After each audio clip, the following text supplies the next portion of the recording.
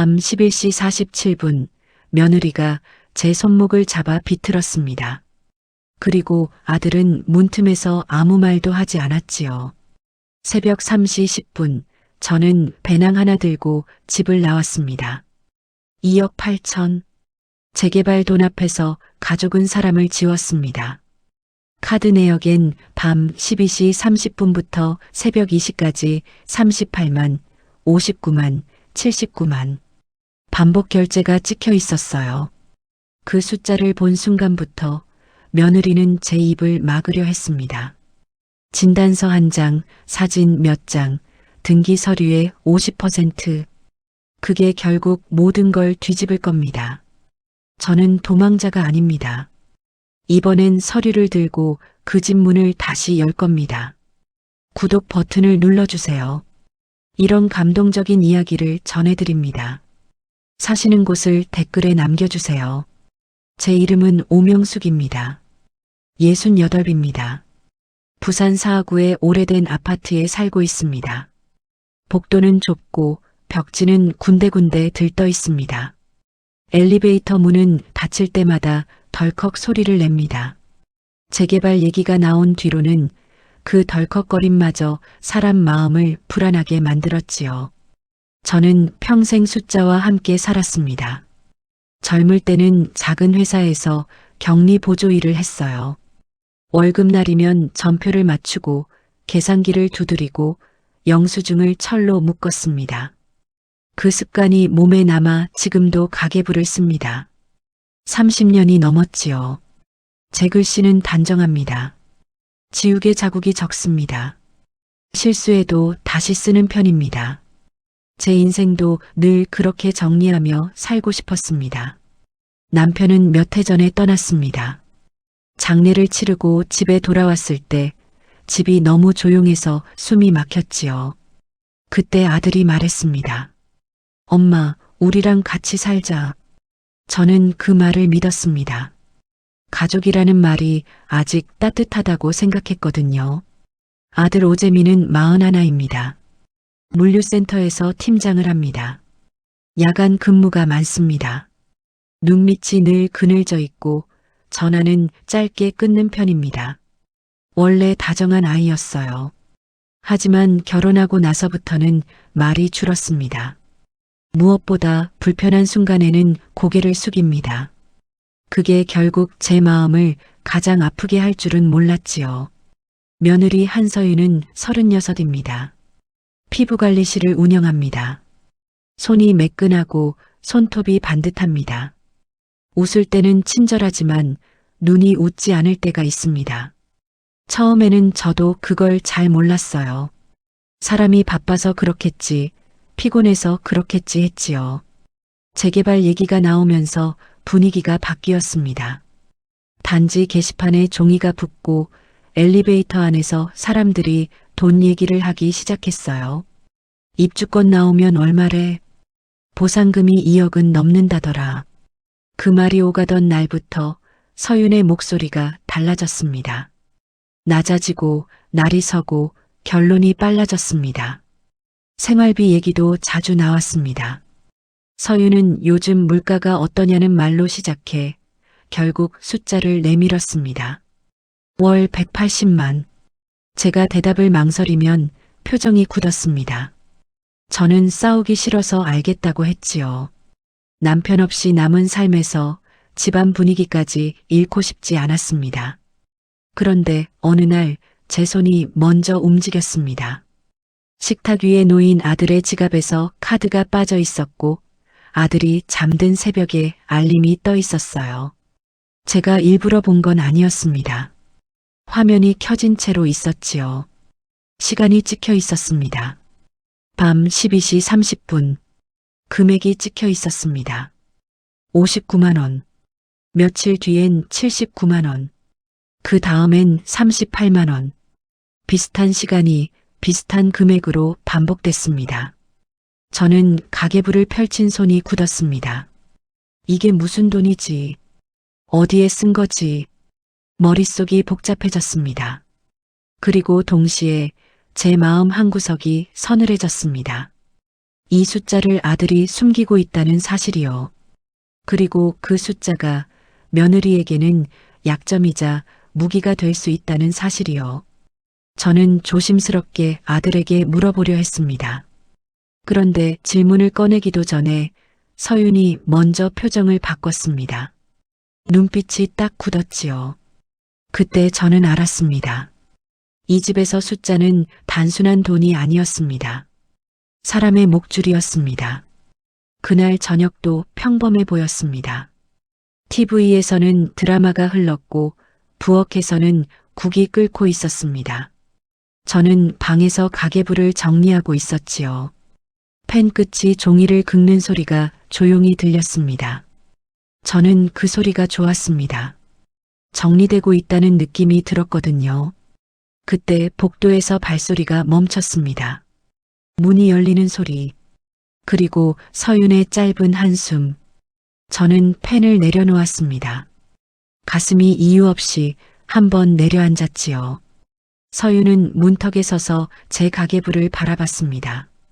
그 시선이 이상하게 날카로웠어요. 마치 제 손에서 무언가를 빼앗아야 하는 사람처럼 보였습니다. 저는 그 눈빛을 보고도 아직은 몰랐습니다. 오늘 밤이 평범한 저녁으로 끝나지 않을 거라는 걸요. 그리고 잠시 뒤 거실 시계가 11시를 넘어가면서 저는 제 삶에서 가장 차가운 침묵을 듣게 됩니다. 아들의 침묵입니다. 그 침묵이 시작되는 순간을 저는 아직 모릅니다. 하지만 곧 알게 되겠지요. 다음 장에서 밤 11시 47분 가계부가 바닥에 흩어지고 제 손목에 남는 자국처럼 집안의 질서가 무너집니다. 그날 이후 저는 더 이상 참는 사람으로 살 수 없게 됩니다. 밤 11시 47분의 그 손목 통증은 쉽게 가라앉지 않았습니다. 가계부는 바닥에 흩어졌고 제 심장은 그 위에 떨어진 것처럼 쿵 하고 내려앉았지요. 아들은 문가에 서 있었습니다. 그날의 침묵은 길었습니다. 10초였는지 1분이었는지 모릅니다. 하지만 제겐 40년 세월보다 길게 느껴졌습니다.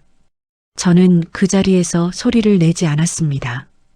대신 서윤을 똑바로 보았습니다. 그녀의 눈은 흔들림이 없었습니다. 분노라기보다 계산하는 눈빛이었지요. 어머니, 제발 좀 조용히 계세요. 이 집, 이제 우리 세상이에요. 그 말은 단순한 짜증이 아니었습니다. 재개발로 오를 2억 8천을 염두에 둔 말이었습니다. 제 지분이 50%라는 사실을 그녀는 모른 채 말하고 있었지요. 저는 마지막으로 아들을 불렀습니다. 재민아, 이게 맞니? 그는 시선을 피했습니다. 엄마, 그냥 좀 넘어가. 지금 분위기 안 좋잖아. 그 순간 저는 깨달았습니다. 이 집에서 제 편은 없다는 것을요. 며느리는 한 발 더 다가왔습니다. 목소리를 낮췄습니다. 어머니, 카드 내역 봤죠? 밤 12시 30분, 일시 10분 금액도 다 기억하시잖아요. 저는 아무 말도 하지 않았습니다. 그녀는 미소를 지었습니다. 그 얘기 꺼내면 가정은 끝이에요. 어머니가 입 다물면 우리도 조용히 살 수 있어요. 그 말은 협박이었습니다. 직접적인 장면은 없었지만 심야 결제 38만, 59만, 79만 원이 반복된 그 시간대는 누구나 상상할 수 있는 영역이었습니다. 저는 그 순간 알았습니다. 그녀는 돈과 체면 그리고 비밀을 동시에 쥐고 있었습니다.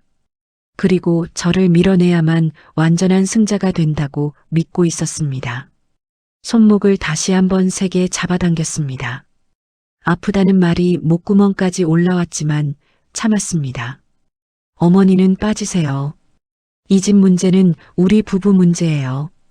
그 말에 저는 웃음이 나올 뻔했습니다. 30년 가계부를 쓴 사람이 40년을 이 집에 바친 사람이 어느 날 갑자기 빠져야 할 사람이 된 것입니다. 그날 밤 저는 방으로 들어갔습니다. 문을 닫고 불을 끄지 않았습니다.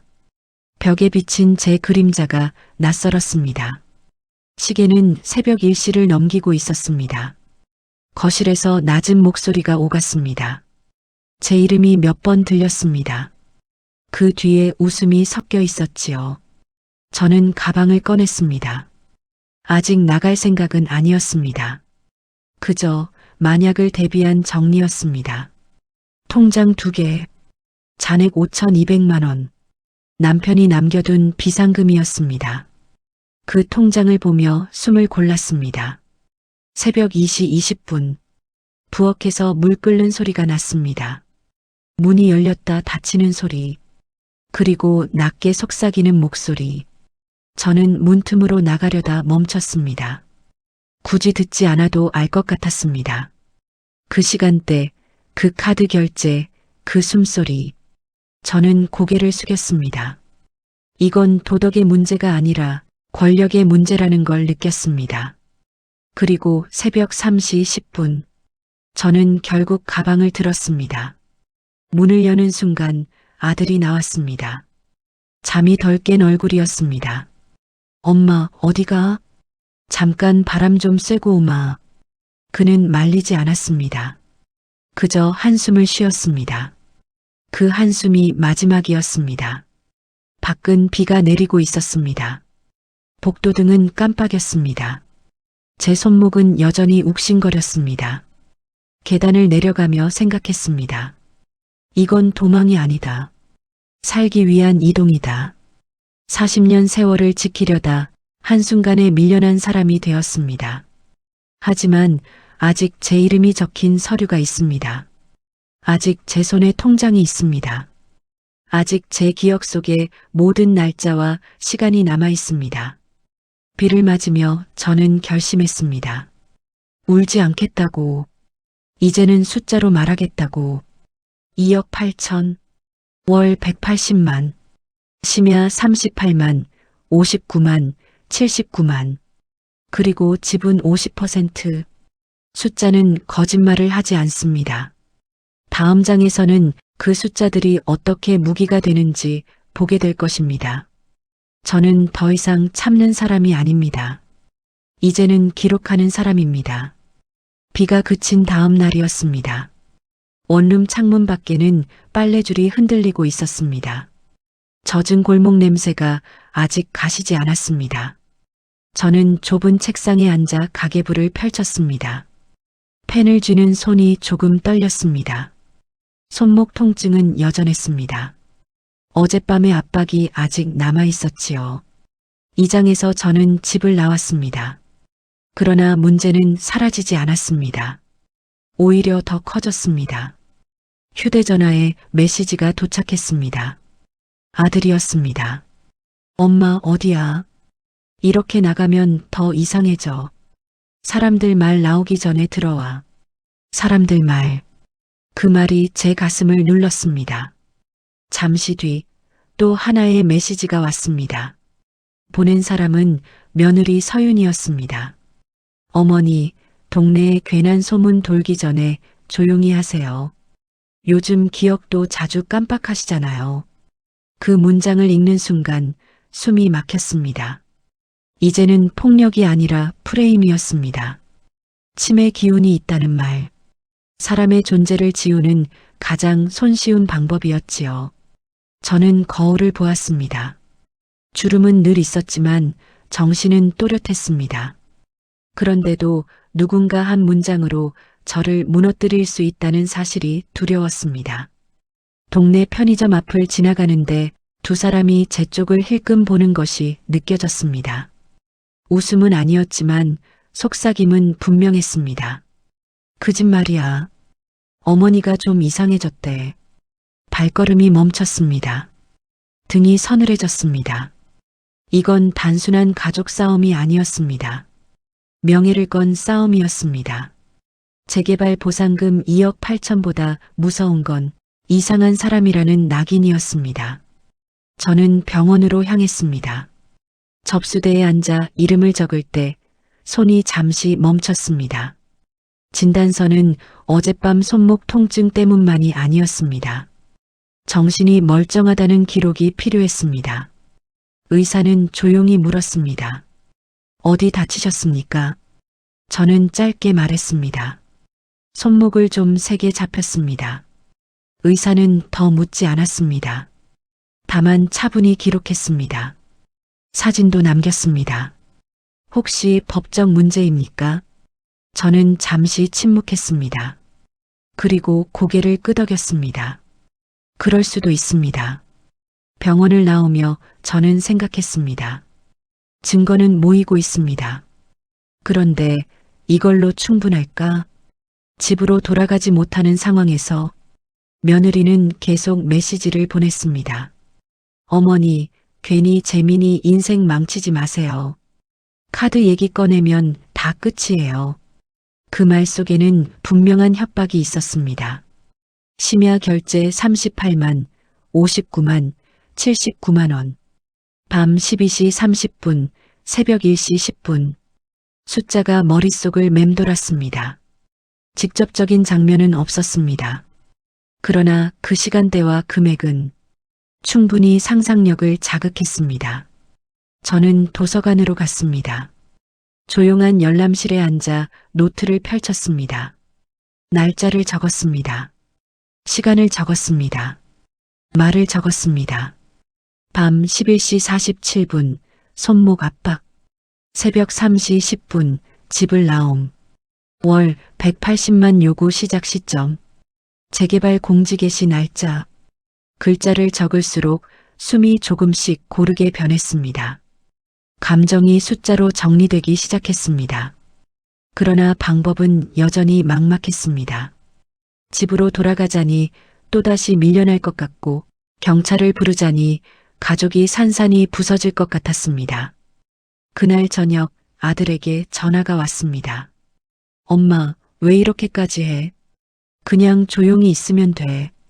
저는 낮게 말했습니다. 재민아, 조용히 있으면 나는 없어지는 거다. 전화기 너머로 긴 침묵이 흘렀습니다. 그는 끝내 아무 대답을 하지 않았습니다. 통화가 끊긴 뒤 저는 한참을 앉아 있었습니다. 원룸 천장은 낮았고 형광등 불빛은 차가웠습니다. 제 숨소리만 들렸습니다. 저는 처음으로 두려워졌습니다. 혹시 정말 제가 질 수도 있다는 생각이 들었습니다. 그때 가방 안에서 작은 열쇠가 손에 닿았습니다. 남편이 생전에 건네주던 말이 떠올랐습니다. 혹시라도 억울한 일 당하면 이거부터 찾아라. 저는 천천히 가방을 열었습니다. 작은 금속 열쇠가 차갑게 빛났습니다. 그 순간 제 마음속에서 무언가가 움직였습니다. 아직 끝나지 않았다는 느낌. 아직 제가 모르는 카드가 하나 더 있다는 확신. 저는 자리에서 일어났습니다. 숨을 길게 들이마셨습니다. 이 위기를 어떻게 넘길지 아직 답은 없습니다. 하지만 단서가 생겼습니다. 열쇠 하나, 그리고 30년 가계부. 다음 선택이 모든 걸 바꿀지도 모릅니다. 열쇠를 쥔 채로 한참을 앉아 있었습니다. 작은 금속이 손바닥에서 식어갔습니다. 3장에서 저는 단서를 발견했습니다. 이제는 움직여야 했습니다. 그날 아침 저는 오래전 남편이 빌려 쓰던 작은 창고로 갔습니다. 낡은 철문이 있었고 먼지가 두텁게 쌓여 있었습니다. 열쇠를 꽂는 순간 가슴이 조금 뛰었습니다. 문이 열렸습니다. 안에는 작은 금고 하나가 있었습니다. 남편은 숫자에 엄격한 사람이었습니다. 비밀번호는 결혼기념일이었습니다. 입력하자 딸깍 소리가 났습니다.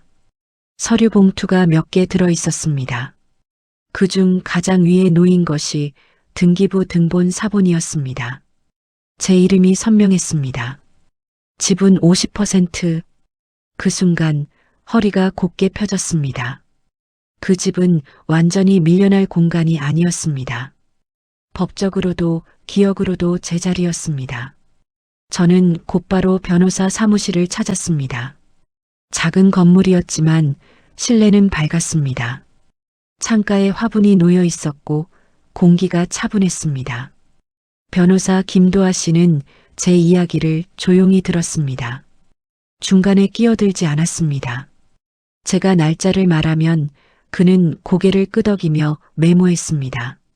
밤 11시 47분 손목 압박. 월 180만 요구. 재개발 예상 차익 2억 8천. 심야 결제 반복.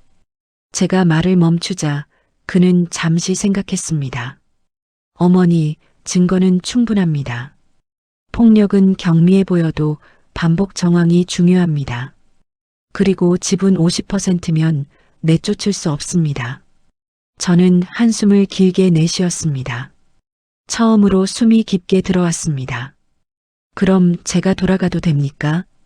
그는 단호하게 말했습니다. 돌아가셔야 합니다. 숨으면 약해집니다. 기록과 함께 들어가세요. 그 말이 제 등을 밀었습니다. 며칠 뒤 저는 아들에게 전화를 걸었습니다. 목소리는 낮았지만 흔들리지 않았습니다. 재민아, 만나자. 우리는 동네 카페에서 마주 앉았습니다. 아들은 눈을 제대로 들지 못했습니다. 엄마, 내가 미안해. 그날 말 못해서. 저는 짧게 대답했습니다. 말은 늦어도 된다. 하지만 진실은 늦으면 안 된다. 그는 한참을 침묵하다가 말했습니다. 카드 건은 내가 잘못했다. 스트레스 핑계였어. 저는 고개를 끄덕였습니다. 책망 대신 사실을 받아들였습니다. 그건 내 문제다. 하지만 폭력은 다르다. 아들은 손을 모았습니다. 엄마, 이번엔 내가 서 있을게. 그 말은 작았지만 무게가 있었습니다. 그날 저녁 우리는 변호사와 함께 집으로 갔습니다. 엘리베이터 안은 조용했습니다. 숫자 12층이 켜졌습니다. 문 앞에서 저는 잠시 숨을 골랐습니다. 이번엔 혼자가 아니었습니다. 문이 열렸습니다. 서윤은 당황한 표정이었습니다. 왜 또 오셨어요? 변호사가 차분히 서류를 내밀었습니다. 지분 50%, 폭력 관련 진단 기록, 대화 녹취 일부. 서윤의 얼굴이 굳었습니다. 저는 낮은 목소리로 말했습니다. 이 집은 싸움터가 아니다. 함께 사는 공간이다. 아들이 제 옆에 섰습니다. 서윤, 그만하자. 엄마한테 사과해. 서윤은 처음엔 고개를 저었습니다. 그러다 시선을 떨구었습니다. 제가 예민했습니다. 돈 때문에 조급했습니다. 짧은 말이었지만 사과였습니다. 저는 깊게 숨을 들이마셨습니다. 분노 대신 피로가 먼저 올라왔습니다. 그러나 이번엔 무너지지 않았습니다. 나도 완벽하진 않다. 하지만 밀어내는 건 답이 아니다. 그날 밤 거실에는 고성이 없었습니다. TV 소리는 낮았고 국이 다시 끓고 있었습니다. 아들은 제 손목을 조심스럽게 보았습니다. 엄마, 병원 같이 가자. 저는 고개를 끄덕였습니다. 이 작은 제안이 관계의 시작이었습니다. 모든 것이 완전히 해결된 것은 아니었습니다.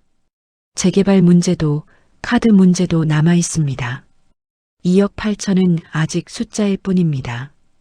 그러나 한 가지는 달라졌습니다. 저는 더 이상 혼자가 아닙니다. 그리고 숨지 않습니다. 그날 밤 저는 다시 가계부를 펼쳤습니다. 날짜를 적었습니다. 오늘 다시 집에 들어옴. 펜 끝이 부드럽게 움직였습니다. 숫자는 차갑지만 그 안에 담긴 선택은 따뜻할 수 있습니다.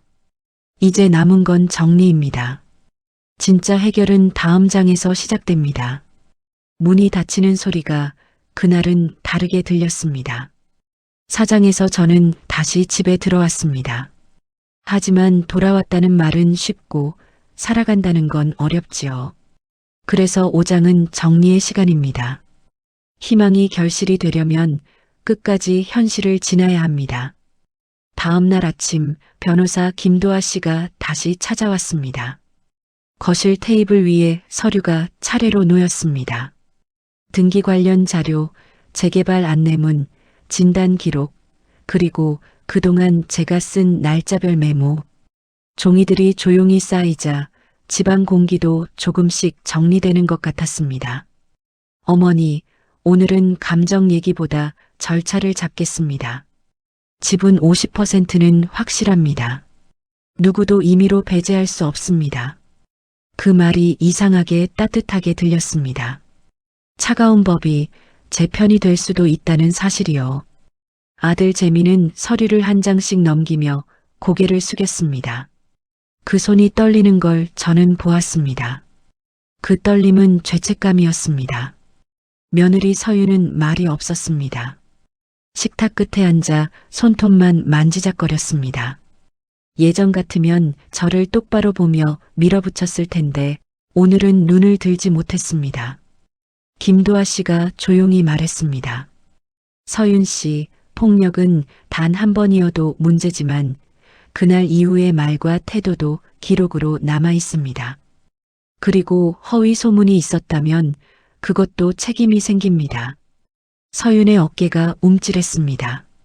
저는 그 반응을 보며 알았습니다.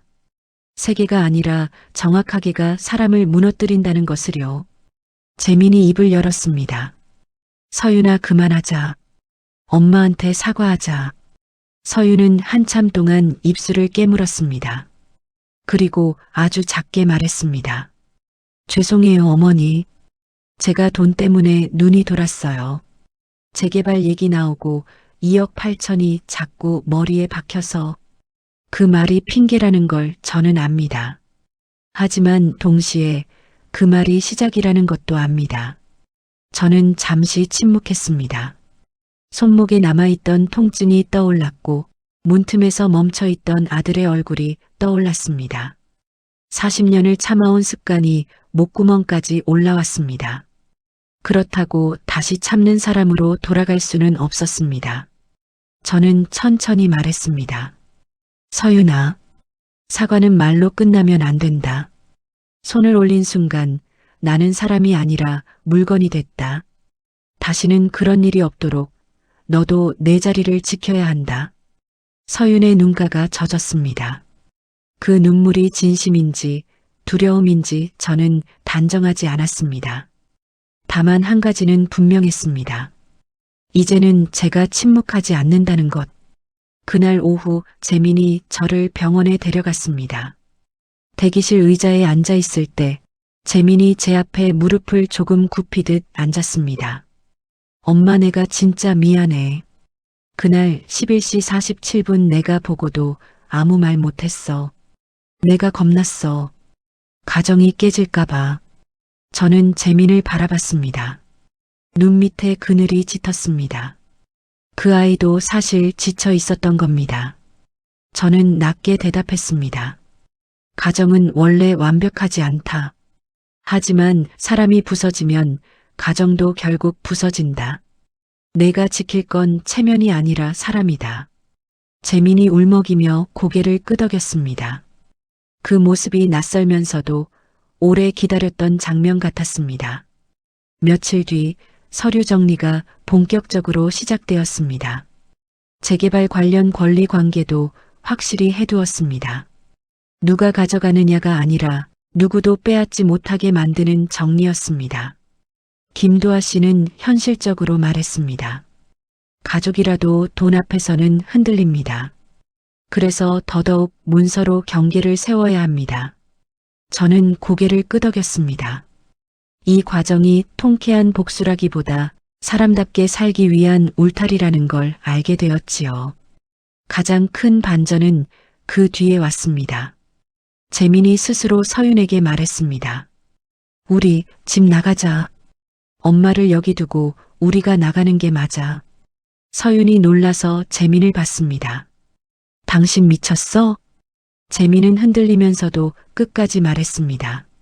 아니, 이게 정상으로 돌아가는 거야. 엄마가 여기서 쫓겨난 게 비정상이었어. 그 말이 제 가슴을 쿵 치고 지나갔습니다. 그제야 저는 내가 이겼다가 아니라 내가 다시 존중받는다는 느낌을 받았습니다. 서윤은 결국 고개를 숙였습니다. 제가 나가서 다시 시작할게요. 어머니, 제가 벌 받아야 한다면 받겠습니다. 벌은 법이 정하고 관계는 사람이 다시 쌓는 것입니다. 저는 그 둘을 분리해 생각하기로 했습니다. 그래야 서로가 살아남으니까요. 그리고 어느 저녁 집에는 다시 국 냄새가 퍼졌습니다. 제가 부엌에서 국을 끓였고 재미는 옆에서 파를 썰었습니다. 서유는 말없이 그릇을 닦았습니다. 아주 작은 장면이었습니다. 하지만 저는 그 장면에서 긴 세월의 매듭이 풀리는 소리를 들었습니다. 식탁에 앉기 전 재민이 조용히 말했습니다. 엄마 사랑해. 나 그 말 한 번도 제대로 못했지. 저는 잠시 웃었습니다. 그리고 아주 짧게 대답했습니다. 나도. 그러니까 다시는 침묵하지 마라. 그날 밤 저는 가계부를 펼쳤습니다. 예전처럼 정갈하게 날짜를 적었습니다. 오늘 내 자리를 되찾음. 펜 끝이 종이를 긁는 소리가 또렷했습니다. 숫자는 여전히 차갑습니다. 2억 8천도 숫자입니다. 지분 50%도 숫자입니다. 하지만 그 숫자가 지키는 건 돈이 아니라 사람입니다. 저는 창문을 열었습니다. 바람이 들어왔습니다. 골목의 소리가 들렸습니다. 누군가 웃고 누군가 걸어가고 세상은 아무 일 없다는 듯 움직였습니다. 그러나 제겐 큰 일이 끝난 날이었습니다. 과거의 저는 참는 사람이었습니다. 현재의 저는 기록하는 사람입니다. 미래의 저는 지키는 사람으로 살 겁니다. 그리고 저는 압니다. 권선징악은 거창한 복수가 아니라 잘못된 질서를 제자리로 돌려놓는 일이라는 것을요. 이제 저는 다시 밥을 짓습니다. 그 냄새가 집안을 채울 때 저는 조용히 중얼거립니다. 나는 끝나지 않았다. 내 삶의 주인은 나다.